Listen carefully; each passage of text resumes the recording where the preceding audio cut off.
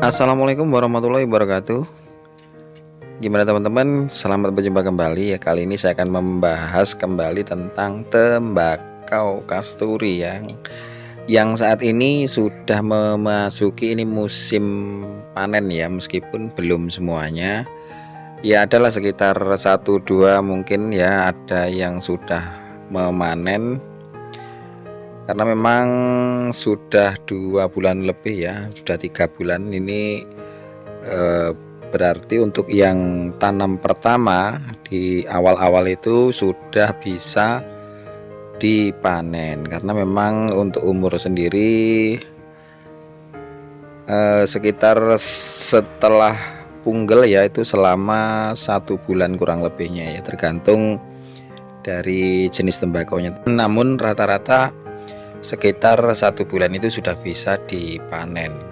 Dan gimana proses-prosesnya, kita ikuti video berikut ini. Selamat menyaksikan.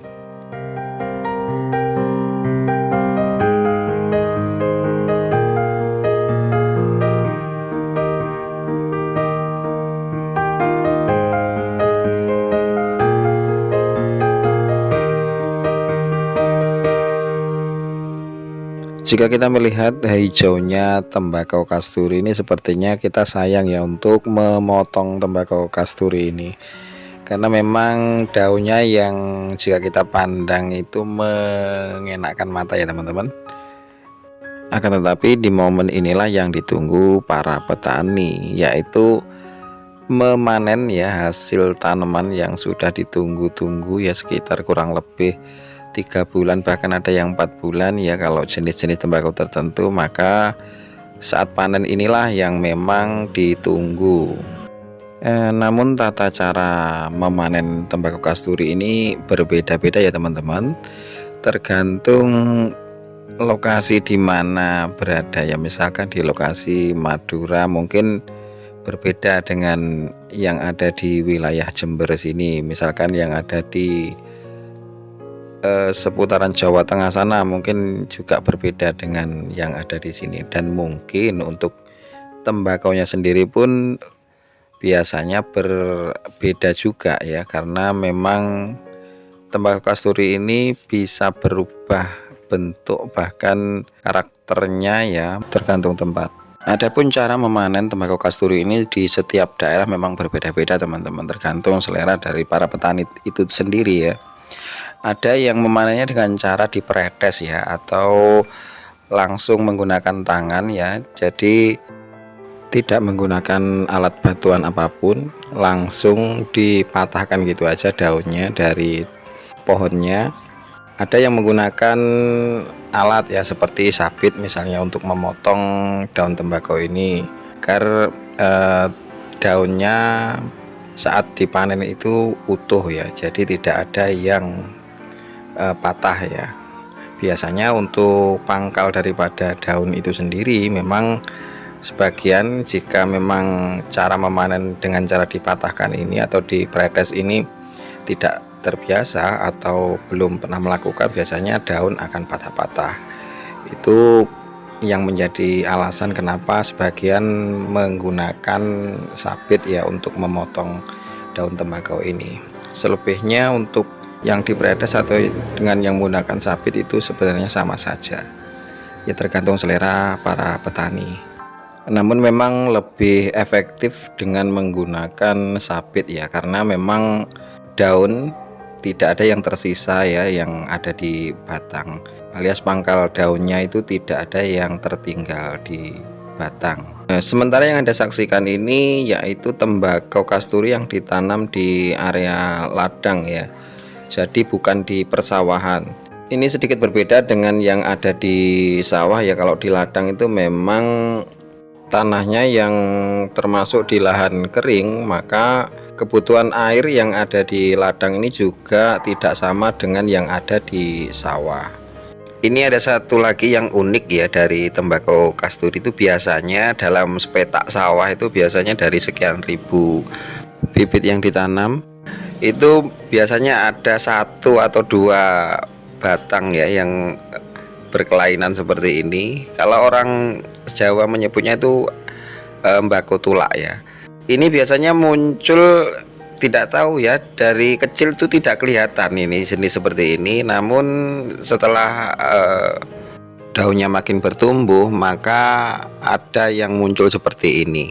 Sebenarnya untuk kasturi yang dipanen saat ini belum sampai waktu maksimal ya, ini masih belum sepenuhnya tua ya untuk tembakau ini, karena memang ada kondisi tertentu yang mengharuskan ya untuk tembakau ini dipanen lebih awal.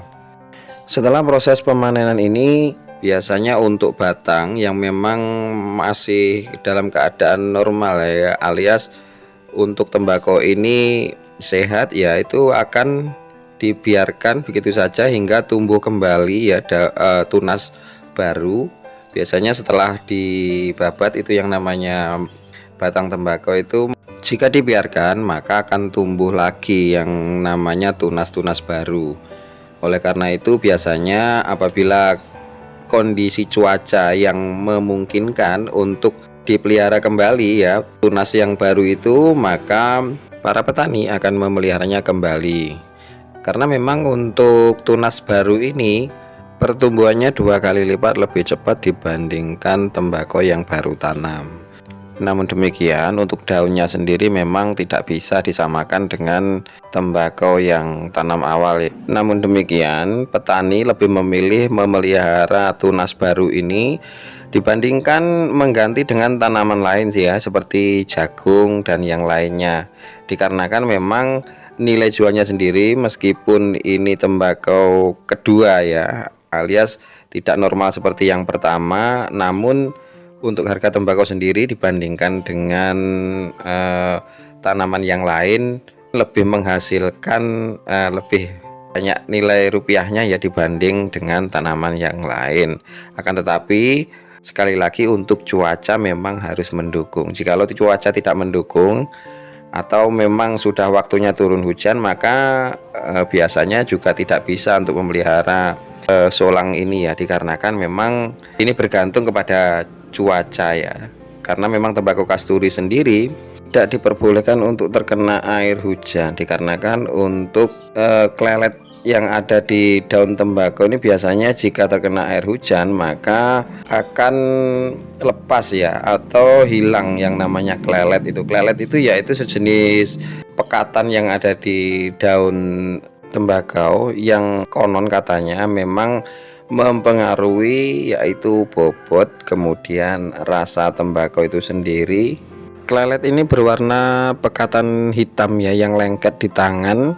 Bahkan jika kita memegang tembakau lama ya, atau sedang mengolah tembakau itu sendiri, maka pekatan itu akan nempel di tangan.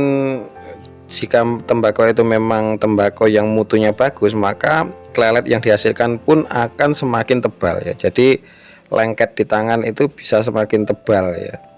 Maka keberadaan kelelet ini juga mempengaruhi atas kualitas tembakau itu sendiri.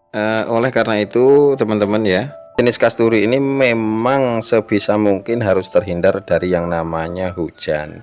Jikalau memang cuaca sudah hujan, maka kasturi ini juga menjadi terpengaruh oleh cuaca tersebut. Oke teman-teman, setelah proses pengunduhan ya atau pemetikan daun tembakau ini selesai dilakukan, maka hal selanjutnya yang harus dilakukan yaitu pematangan daun ya. Karena ini memang daun masih keadaan segar, jadi nanti apabila disujen mungkin akan keras ya untuk batangnya dan bisa pecah. Nah untuk menghindari itu biasanya dilakukan pematangan terlebih dahulu ya, pematangan daun ini, atau dalam bahasa Jawa itu diimbu ya. Jadi supaya daunnya berubah menjadi kuning matang ya, dan membuat batang tembakau itu sendiri tidak menjadi keras dan menjadi tidak renyah ya gitu. Jadi untuk disujen itu tidak akan pecah. Karena untuk proses pengeringan tembakau kasturi itu sendiri yaitu dengan cara dijemur di bawah terik matahari, dan itu biasanya untuk proses sujen itu sendiri menggunakan bambu yang dipotong kurang lebih sekitar 30 cm ya, 30-40 cm. Itu biasanya setiap sujen itu diisi dengan 3-4 lembar daun tembakau untuk kemudian bisa memudahkan dalam penjemuran tembakau itu sendiri. Karena jika tidak begitu, maka untuk penjemuran sendiri menjadi agak sulit ya, karena memang daun tembakau itu sendiri banyak. Jadi untuk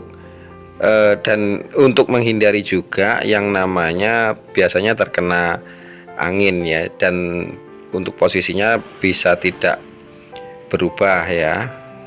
Dan proses pematangan itu sendiri membutuhkan waktu sekitar 2 hari 2 malam, biasanya sudah kuning ya untuk daun tembakau. Atau jika kalau jenis tembakau lulang itu biasanya sampai 3 hari 3 malam itu baru kuning, tergantung jenis-jenis tembakau yang dimatangkan. Untuk tembakau jenis sekarang ini yang Anda lihat ini yaitu jenis tembakau balino ya, ini terbilang agak mudah ya untuk mematangkan daun tembakau ini, karena memang meskipun tidak terlalu matang, nanti corak yang dihasilkan untuk tembakau jenis baleno ini ya terbilang cukup bagus ya untuk jenis ini. Dan mungkin itu saja dulu teman-teman ya. Untuk proses selanjutnya mungkin nanti akan saya update di video selanjutnya.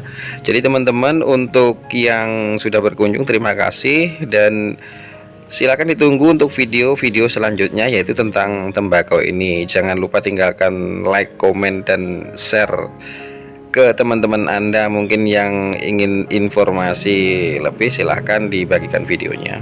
Oh ya, yang belum subscribe jangan lupa di subscribe untuk channelnya. Terima kasih. Wassalamualaikum warahmatullahi wabarakatuh.